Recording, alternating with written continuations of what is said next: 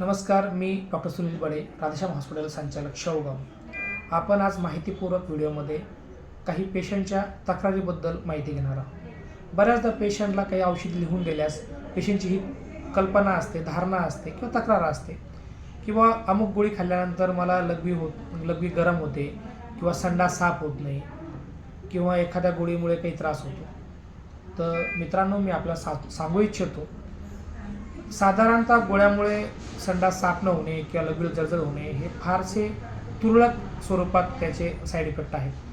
पण प्रामुख्याने आपल्या आहारात जर पालेभाज्या कमी असेल, तंतुमय पदार्थ, फायबर डाएट हे जर कमी असेल तर आपली संडास साफ होत नाही, त्याने आपल्याला कुष्ठबद्धता होते.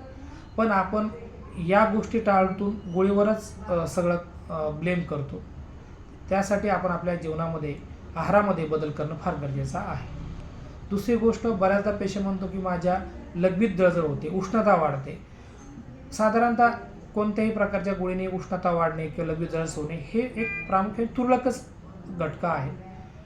पण प्रामुख्याने हे होण्यामागे कारण हे लघवीचं इन्फेक्शन राहू शकतं. त्याला युरिनरी ट्रॅक्ट इन्फेक्शन म्हणतात, UTI म्हणतात. त्यासाठी लघवीची तपासणी करून लघवीमध्ये जर काही इन्फेक्शन असेल तर त्याच्यासाठी प्रतिजीवके घेणं गरजेचे आहे व शरीरामध्ये पाणी जास्त पिणे, ज्यामुळे शरीरामध्ये हायड्रेशन राहील. व जर साखर आपल्याला असेल तरी पण असं होऊ शकते किंवा वयोवृद्ध माणसामध्ये प्रोस्टेट ग्रंथीचा आजार असेल तरी पण लघवीमध्ये उष्णता येऊ शकते. तर यासारख्या ज्या गोष्टी प्रामुख्याने आढळतात त्या गोष्टीवर आपण विचार करणं गरजेचं आहे. फक्त आपण एखादी गोळी खातो म्हणून त्या गोळीला डायरेक्ट ब्लेम करणं कुठंतरी चुकीचं आहे. गोळीमुळे त्रास होऊ शकतो, पण त्यासाठी आपण डॉक्टरशी चर्चा करून घेणं गरजेचे आहे आणि डॉक्टरच्या सल्ल्यानुसारच आपण गोळी औषधे घेणं गरजेचे आहे.